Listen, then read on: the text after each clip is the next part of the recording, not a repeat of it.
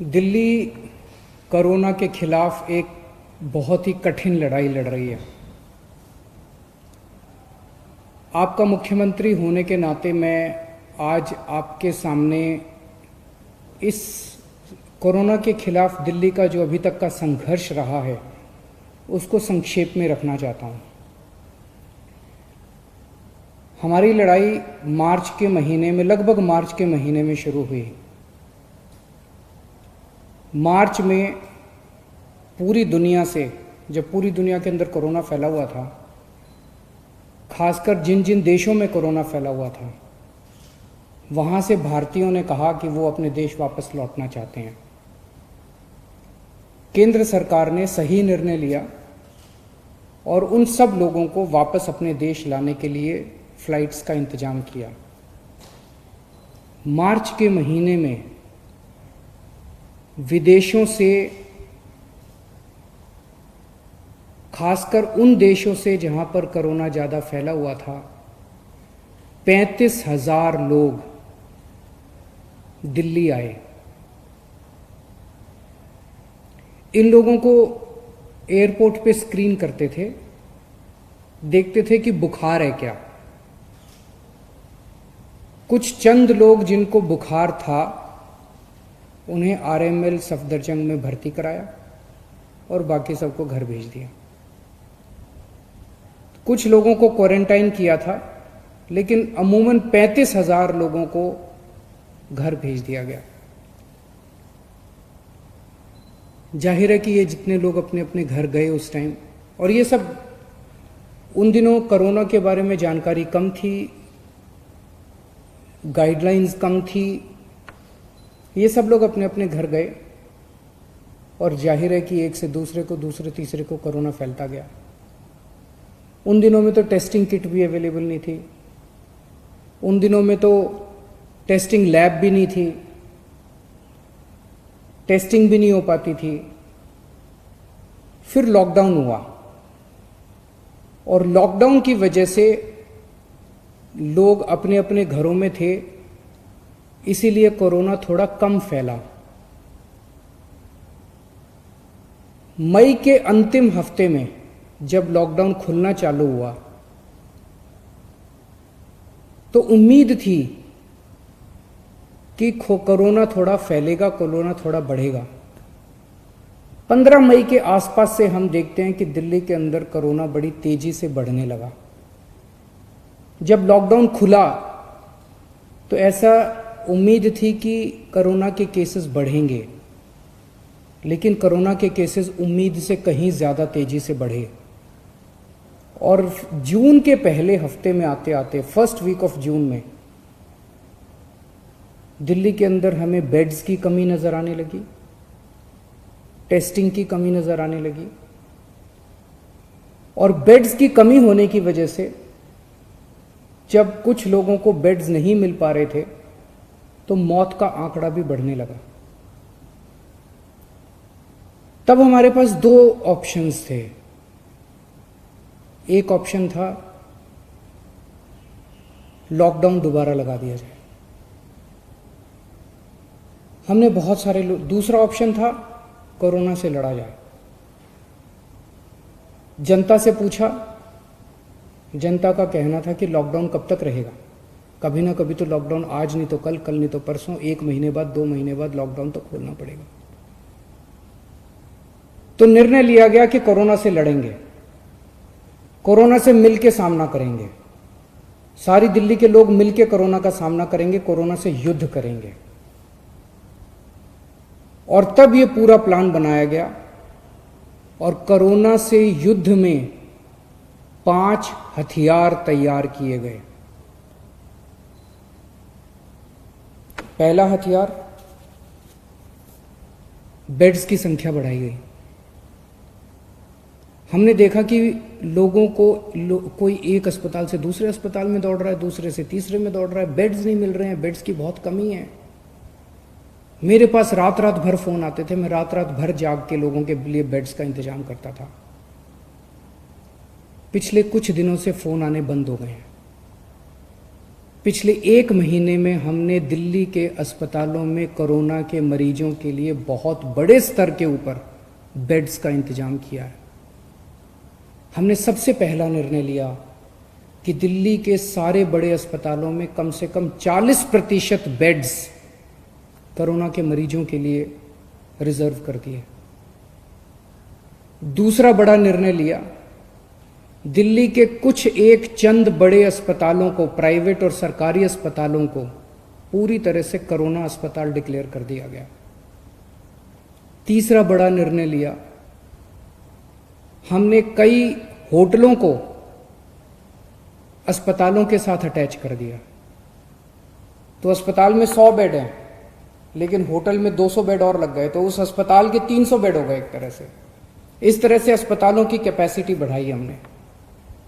Hotel नाराज हुए, hotel court में गए, हमने कोर्ट में लड़ाई लड़ी और कोर्ट में लड़ाई जीत गए, और 3,500 बेड्स हम लोगों ने होटल के अंदर पिछले 1 महीने में हमने तैयार किए हैं। अब राधा स्वामी सत्संग ब्यास में 2,000 बेड्स और तैयार हो चुके हैं।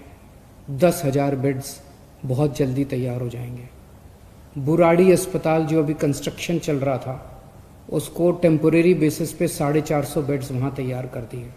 तो पिछले 1 हफ्ते में पहला हथियार हमारा ये था, कोरोना के खिलाफ युद्ध में हमारा पहला हथियार था कि बेड्स की संख्या बहुत बड़े स्तर पे बढ़ा दी जाए। जून के पहले हफ्ते में दिल्ली में अस्पतालों में बेड्स नहीं मिल रहे थे। आज कोरोना के जितने बेड्स हैं, 13,500 बेड्स हैं दिल्ली में, जिसमें से 7,500 बेड खाली पड़े हैं। केवल 6,000 बेड्स ऑक्यूपाइड हैं। अभी बेड्स की फिलहाल कमी नहीं है, प्राइवेट में भी और सरकार में भी।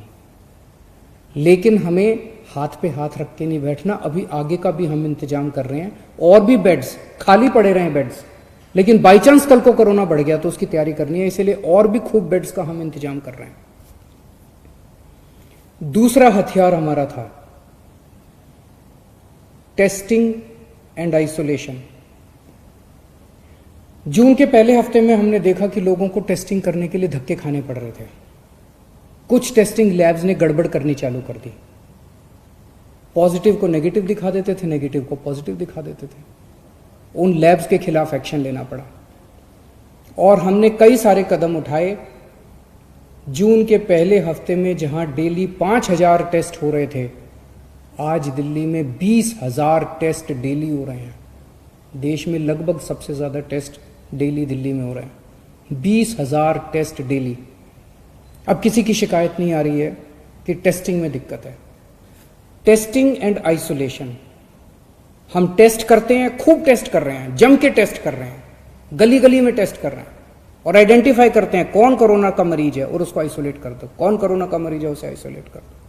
बहुत बड़े स्तर पे दिल्ली में चल रहा है, और इसके लिए मैं खास तौर से केंद्र सरकार का शुक्रिया अदा करना चाहता हूँ, जिन्होंने हमें रैपिड टेस्टिंग की में मदद की। एंटीजन टेस्ट्स, उन्होंने पहले हमें कुछ किट्स दिए, अब तो हमने 6 लाख किट खुद भी खरीद लिए, लेकिन पहले एंटीजन टेस्ट शुरू करने के किट्स हमें केंद्र सरकार ने दिए, परमिशन दी, हमारा हाथ पकड़ के हमें करना सिखाया। इसके लिए हम केंद्र सरकार के आभारी हैं। तीसरा हमारा हथियार था कोरोना की लड़ाई में, तीसरा हथियार है oximeters and oxygen concentrators. Corona में सबसे बड़ी दिक्कत होती है कि ऑक्सीजन की कमी हो जाती है, और ऑक्सीजन की कमी होने से आदमी की डेथ हो जाती है। तो हमने जितने लोग घरों के अंदर अपना इलाज करा रहे हैं, सबके घरों में ऑक्सीमीटर भेज दिए। ऑक्सीमीटर होता है, उससे आप अंगूठा डाल के और पता कर लेते हो कि आपके अंदर ऑक्सीजन कितनी है।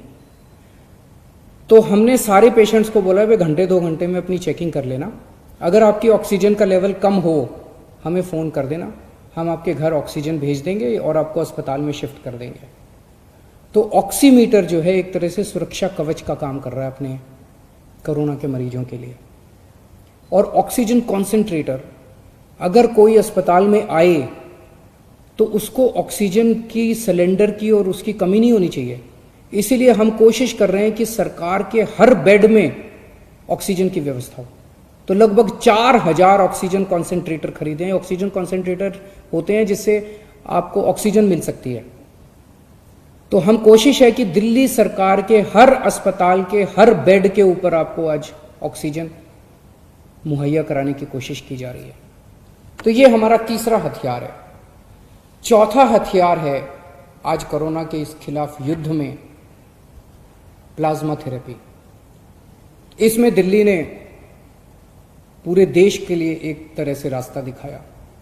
सबसे पहले प्लाज्मा थेरेपी दिल्ली में ट्राई की गई, 29 मरीजों को दिया गया। 29 मरीजों के ऊपर ट्रायल काफी सक्सेसफुल रहा। उसके नतीजे हम लोगों ने केंद्र सरकार को ड्रग कंट्रोलर ऑफ इंडिया को दिए और drug and controller of India ने उसके बाद फिर दिल्ली सरकार के अस्पतालों में भी और अन्य प्राइवेट और केंद्र सरकार के अस्पतालों के लिए भी मंजूरी देनी चालू की है प्लाज्मा थेरेपी से। अब प्लाज्मा थेरेपी जो है वो कई लोग इस्तेमाल कर रहे हैं।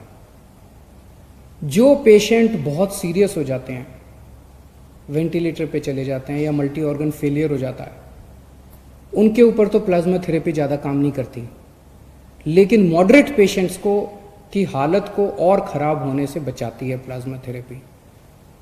तो ये प्लाज्मा थेरेपी हमारा चौथा हथियार है। और पांचवा हथियार है सर्वे एंड स्क्रीनिंग। आज से दिल्ली के अंदर सेरोलॉजिकल सर्वे शुरू हो रहा है। 20,000 लोगों का सेरोलॉजिकल सर्वे होगा। घर घर के अंदर जाके सेरोलॉजिकल सर्वे कर रहे हैं, जिससे पता चलेगा कि दिल्ली में किस लेवल पे कोरोना फैला हुआ है। इस तरह के और भी खूब सर्वे और स्क्रीनिंग चलते रहेंगे। तो ये 5 हथियार हमारे हैं कोरोना के खिलाफ। हम खास तौर से केंद्र सरकार का शुक्रिया अदा करना चाहते हैं, जिन्होंने इस लड़ाई में हमें कदम कदम पे सहयोग दिया। हम मीडिया का शुक्रिया अदा करना चाहते हैं, जिन्होंने हमारी समय समय पे कमियां बताई, गलतियां बताई, ताकि हमें मौका मिला उनको सुधार करने का। बहुत सारी समाज सेवी संस्थाएं हैं जो हमें इस पूरी मुहिम के अंदर दिल्ली वालों की मदद कर रही हैं। जीत निश्चित है, लेकिन जीत कब होगी ये नहीं कह सकते। कोरोना हारेगा, दिल्ली जीतेगी, और ये 5 हथियार खूब कारगर साबित हो रहे हैं। बहुत बहुत शुक्रिया।